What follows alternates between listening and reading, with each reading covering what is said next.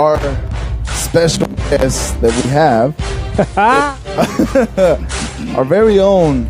It's been a while that we've had a trainer that's had a name in Dallas that in a stable like he does. Yes, a stability. Derrick James, who is the coach, the trainer of our very own Olympian Errol Spence Jr. IBF champion. Dallas, who went to London to whoop Kell Brook in his backyard. So we have Derrick James in the building. Robert Brand. Yes, and I'm going to be honest, Derrick. I felt very bad, and I told the guys, man, I feel like I'm bugging him every time I text him. No, man, you good. But I kept telling guys, I feel so bad because I kept on bugging him. I'm just, I just get very like, I don't want to be all bugging him. Hey, Derrick. So I told the guys, if he doesn't text me back, I'm not going to text him anymore. I feel bad. But Derrick James, we're going to spend a couple good minutes with him. Good minutes, because we have a lot of questions that we would like to ask. A lot of people want to ask you. In our eyes, before we even, thought about who to bring, we talked about the categories of the year, and we talked about who's going to be the trainer of the year in our eyes. Yep.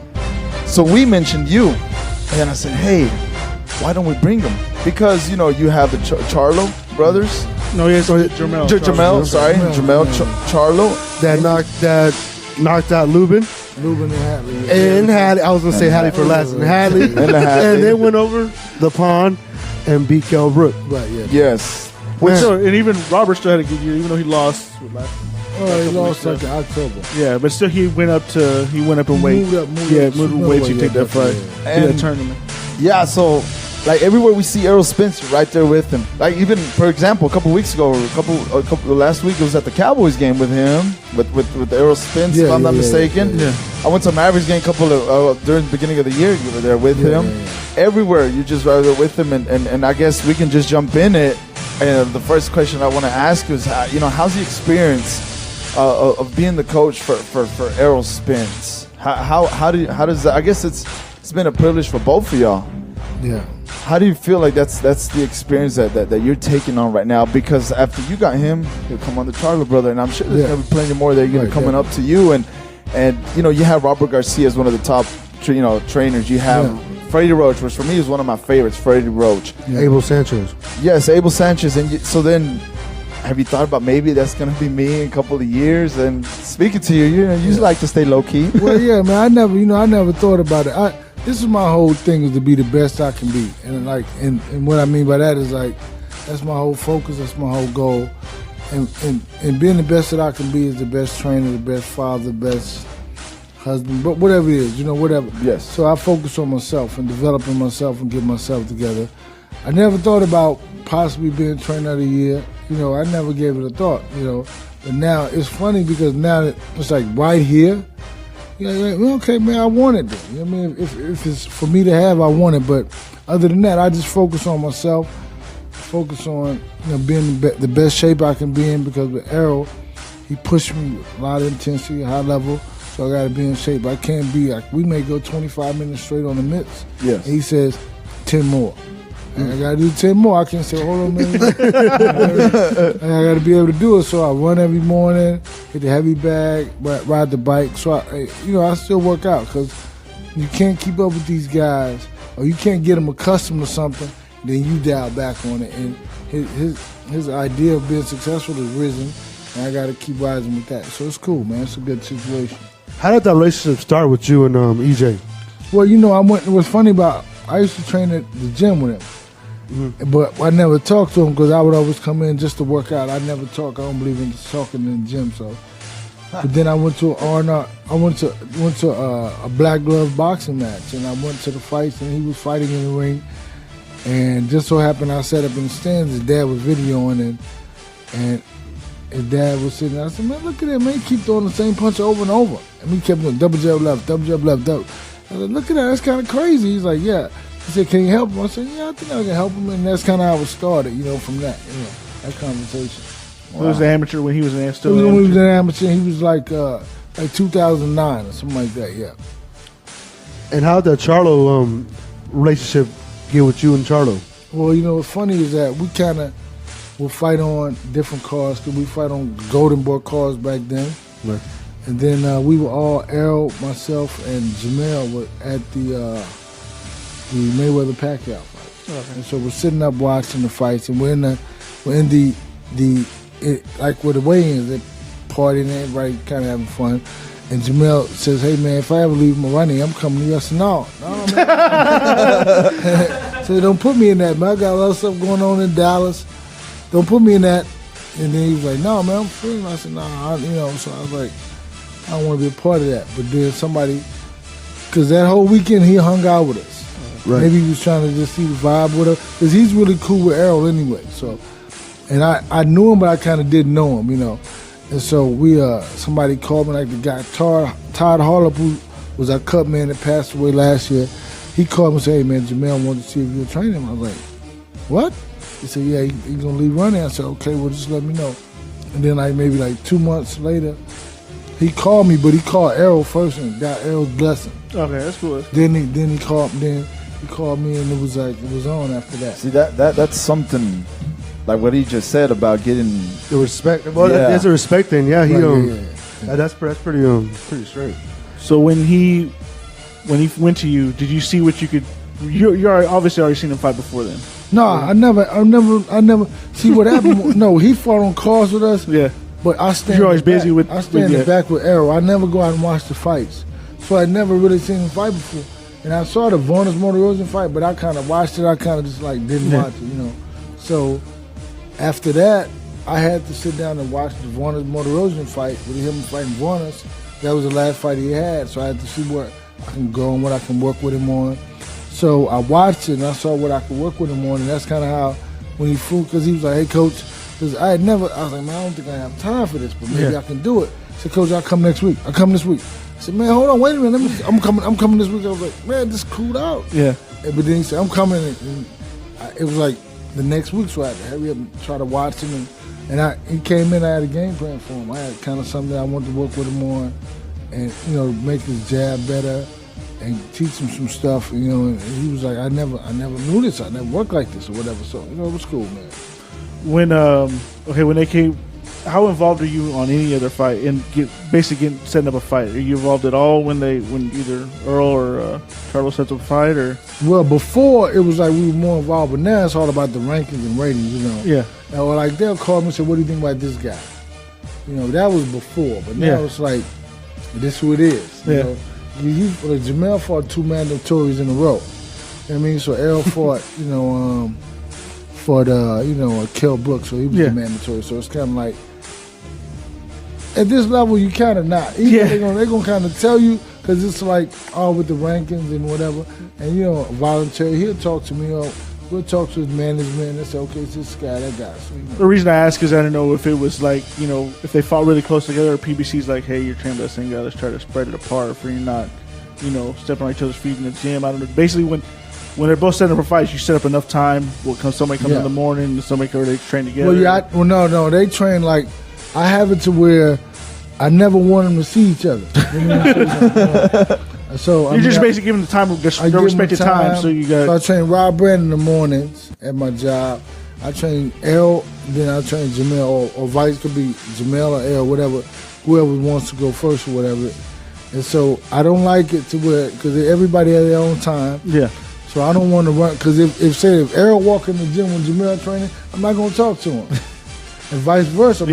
This is his time. I'm not going to hold a conversation with him. This is his guy time. So, and that's how it is, man. I just make sure that, because you can't and I get phone calls all the time to train people. Yeah. And it's like, I would be lying to the guys that I have if I say I could help you. Or I'm taking away from Errol, taking away from Jermell. These guys are world champions, so the other people, you're not even where these guys are. I can't take away from them because they want to keep the mystique. They want to keep everything popping. That's all I wanted to. If there comes a point like they talked about, my biggest thing is Robert Garcia, Freddie Roach.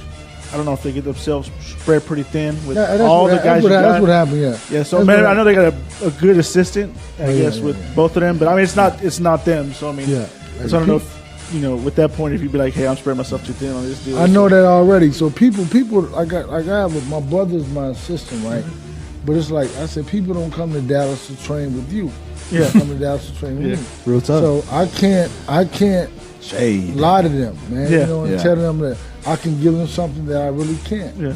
And I don't want to half-ass Yeah. it. Because you kind of, your name is on it regardless how much you have involved. Just like Freddie's name is on it, even though the other little guy may be in the corner. You know what I mean? Your name is still on it. Yeah. So, you know, and my deal is I just want to make sure that I can say I'm the best that I am, I can be, and I want to give them what they need. Everybody needs something different. I mean, I could take one, you know, you never know. So you're not maxed out, right? You can take some more fighters or no? I'm not advertising right now. Wait.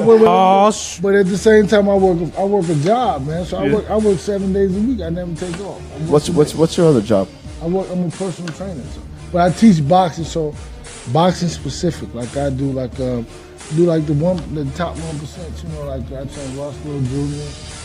or like I used to train Emmett Smith Jr. or Daryl Johnston or Paris Tinsley, you know, stuff like that. Yeah. So people may not know them because they're not from Dallas. Yeah, they're from Dallas. But, you know, y'all know. You know, so that's what I do like every day, 7 days a week.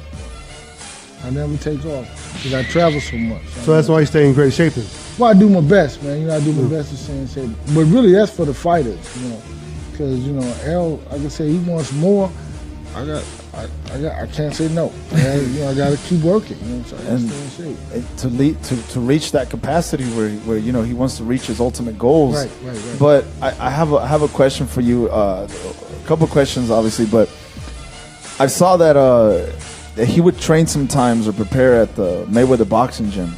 And how's that experience being at the Mayweather boxing gym, being around Mayweather when obviously he was, you know, down to his few last fights? Because at 24/7 on HBO 24/7, right? It was HBO 24/7. Showtime. Showtime All Access. Yes, all access. HBO in here. Yeah. But well, I'm just trying to say when they follow them. So I'm sorry, but you would see Errol on there sometimes too. You would see yourself there. So how's that experience being at the Mayweather boxing gym? Well, you know, it's cool, man. You know, we get a lot of love out there because see, Errol, this is like we have a long relationship with Floyd. So when I boxed in Dallas up until like '96, and then I moved to Vegas. And when I moved to Vegas, I moved to Vegas to train with Roger Mayweather.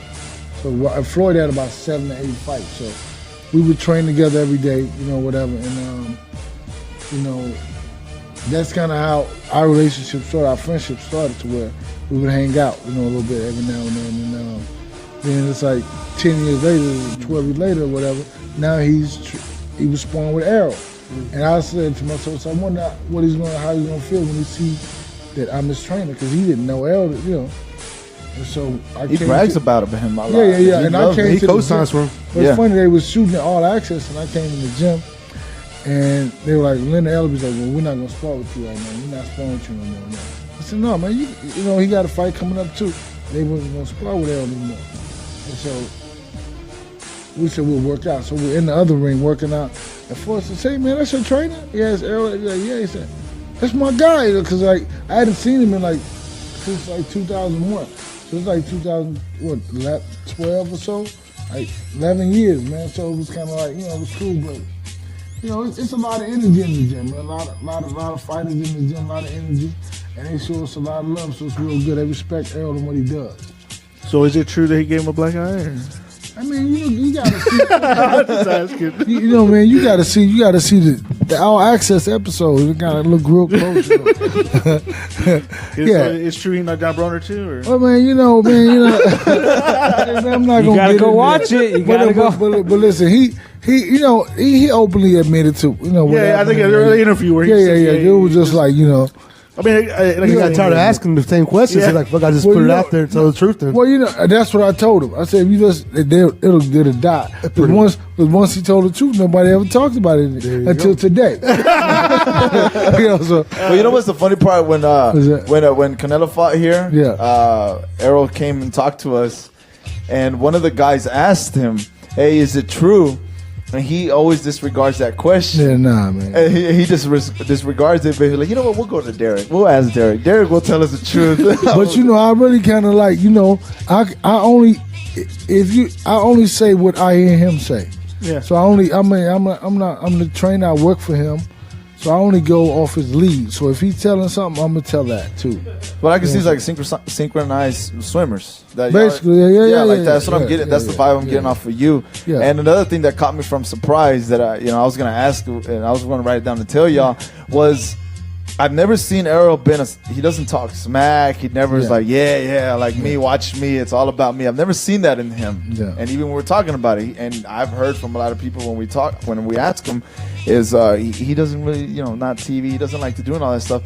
But what led up to the Kell Brook fight?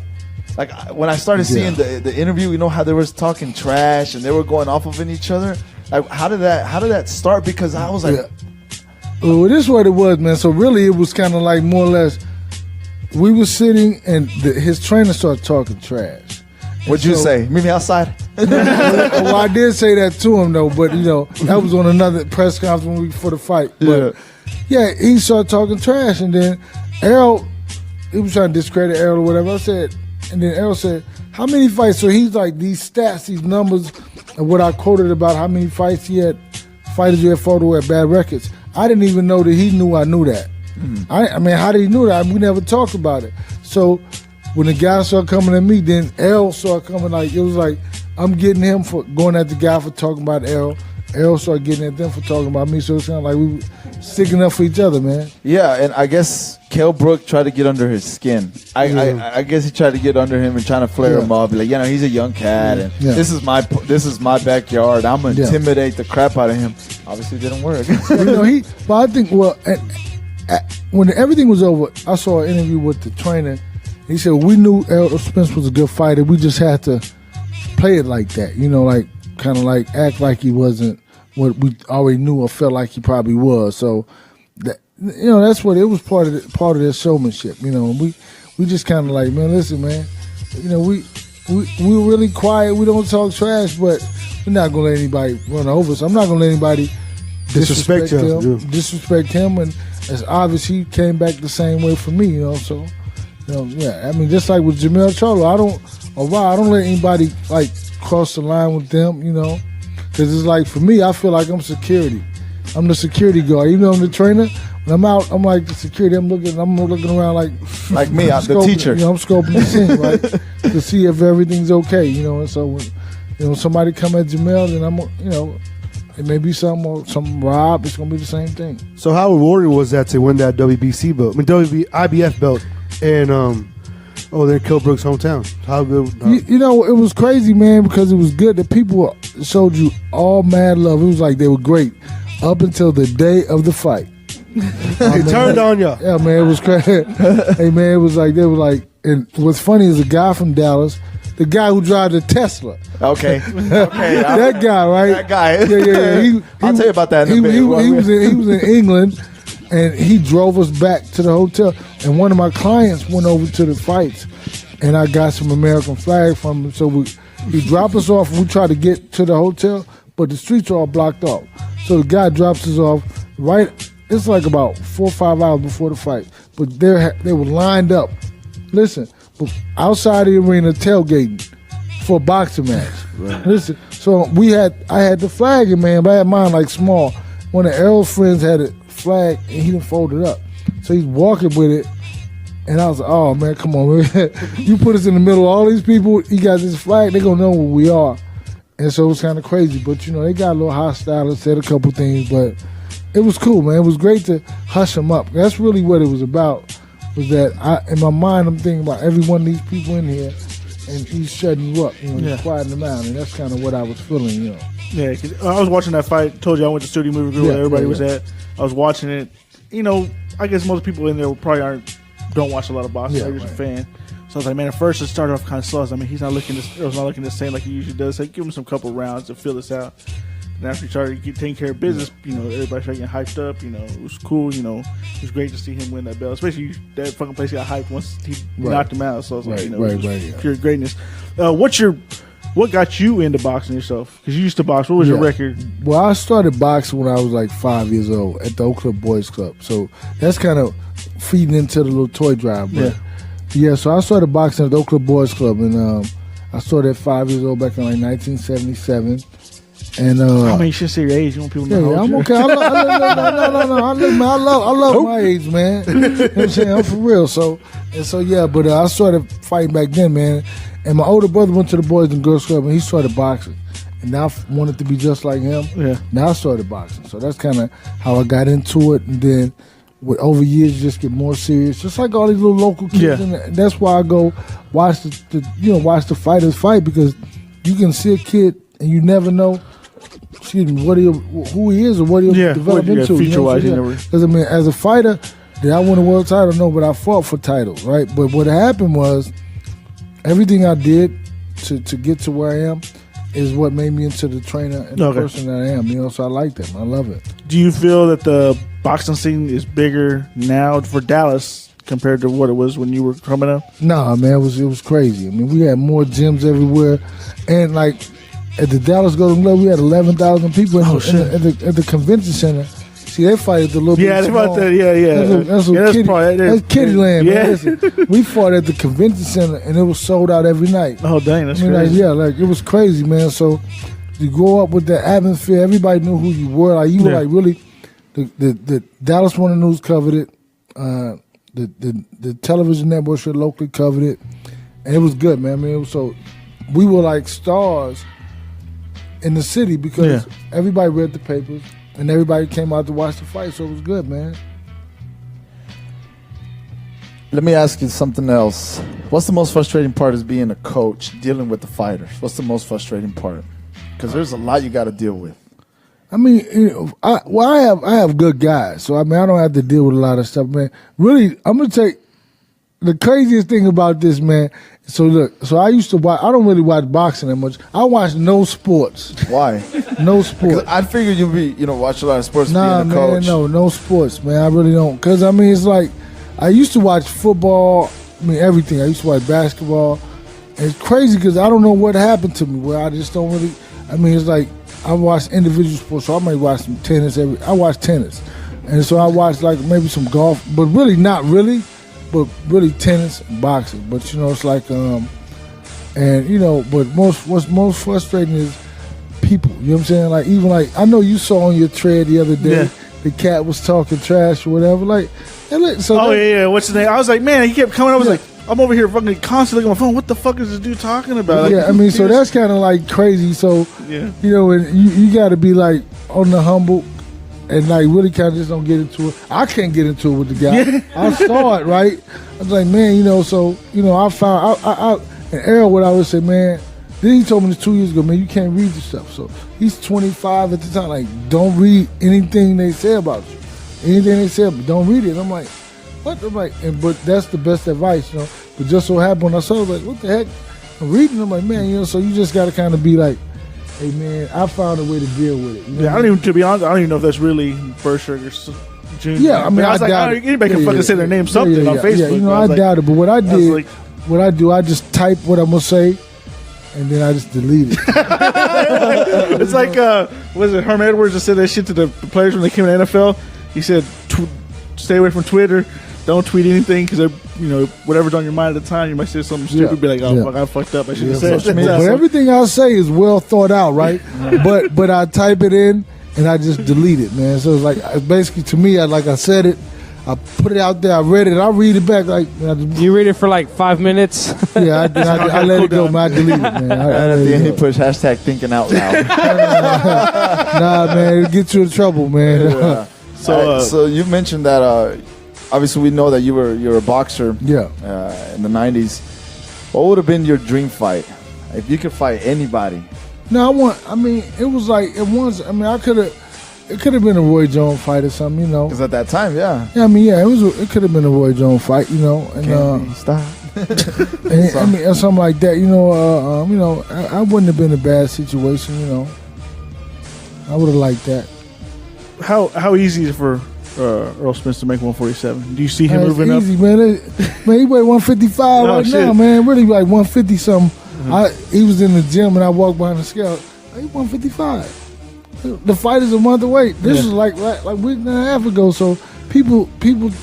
Okay, that's the most frustrating thing when people talk about stuff that like they talk like they really kind of know it. Oh, he's gonna move up. Fight's 147, man. listen, a month away from the fight, he's 7 pounds overweight or 8 pounds overweight. That's crazy. Yeah. I mean, so, or like he can't move, he don't move his head, he don't do this. So it's kind of like you see those things. That going back to that's the most frustrating. Like, man, but you kind of just gotta just kind of smile and laugh and just say, hey. I mean, if y'all was in the gym when he sparred before we left to go to England, you see him moving his head, you see him bouncing around. Yeah. I mean, I just heard that. I remember going to media day, and you could hear that fucking power just fucking hitting them punch gloves. hard, Like, man. God damn, just punch like. real hard, man. Yeah. So who is harder? Who was harder? Charlo or EJ? That was a bigger puncher because he had more the understanding of the power, right? So I teach him how to punch with their whole body. So if and I've been doing it with Errol for longer, right? So he's gonna his understanding is better. But Jermell is like, you see, he's like putting him to tweak. You know what I mean? He knocking him out. So it's like, but he gets the understanding because one day he's like, Errol, how you punch so hard, so close? So I was like, and I was, I mean, and so it's like, but Errol's a bigger puncher. Yeah. How was that Charlo and Lubin? Because everybody said Lubin was supposed to be. Yeah, he's gonna beat him. Yeah, He's gonna knock him out, he's gonna beat him. exactly. And how rewarding was that to see? Hey, man. It was so fucking fast too. It was like it looked bad because it looked like he wanted to get up. He was really trying hard to get up, but the mind just wouldn't let the body wouldn't let him get up. Right. You see him moving, but it was a good punch, man. But that one and the Hatley. Well, it was like there's a lot of fire. You know what I mean? For me, what I mean by that is like a lot of people talking trash. A lot of people. I mean, and so even with the Hatley fight, which I know them, I grew up with them. I mean, his uncle Kiki was in my class, first grade to the 4th to 5th grade. You know what I mean? We just all this, so we've been best buddies forever, man. And so I sparred with his dad, Greg, and so we grew up knowing each other, man. So, but then when the whole media, that little phone info, the phone. That's what I was like. I told people, like, here's the phone interview. That's what kind of like popped it off because it's like, man, and so that changed everything, man. Yeah.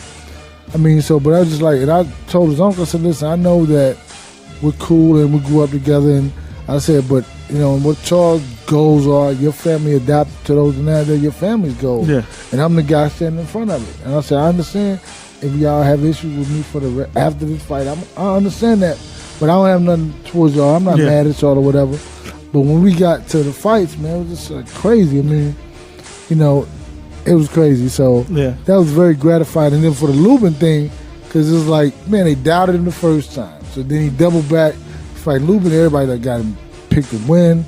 I mean, everybody did. Yeah. The networks. Like I just don't see because he was a young, was he 20 years old? 21. I was like, man, but my thing is, we're 22 now. Yeah, well, my thing with boxing, like, okay, he's a young cat. Yeah. So they told him that, okay, you got this, your number one contender.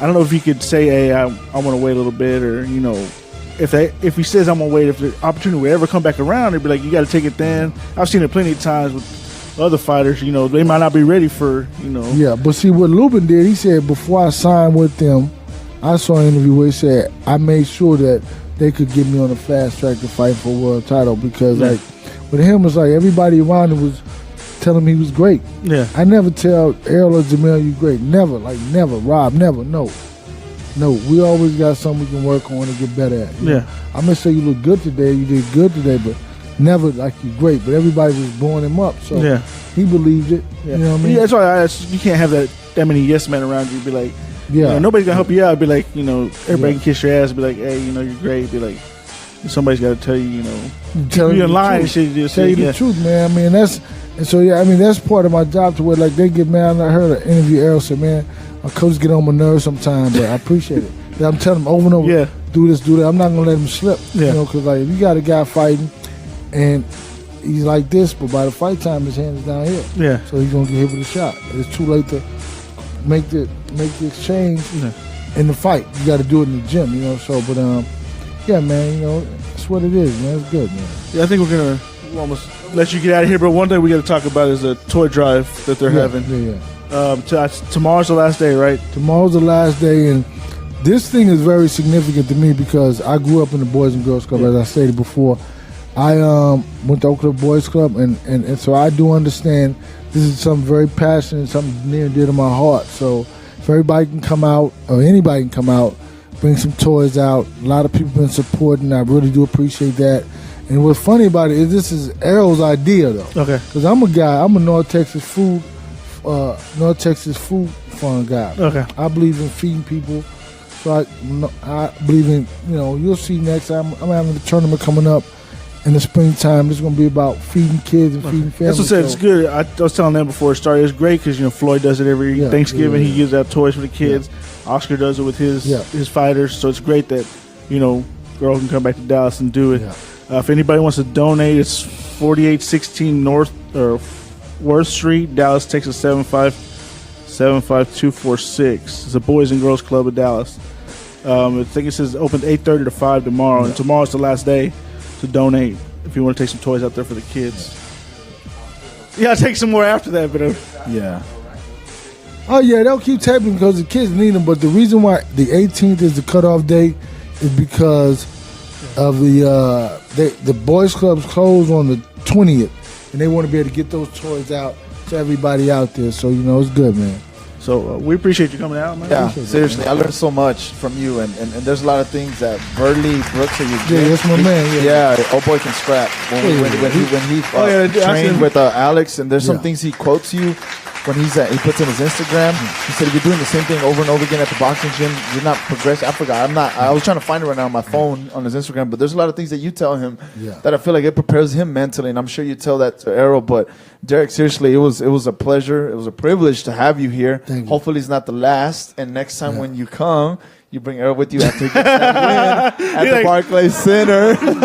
I'm just going to leave that there. Crazy, man. You can see. No, but hey, seriously, thank you so much, and we just appreciate it, man. Thank you. Before he leaves, can you show that ring? Wait, hold on, wait. The ring? Right there, hold on, right there. Then just came There you go. That WCB. Uh-oh. And that's real talk. I saw the shirt. I was looking at Charlo. He turned the WBC logo into a Charlo. Yeah, it looks good, man. That's not that bad. I like it. Guys, I got one to rest. Yeah.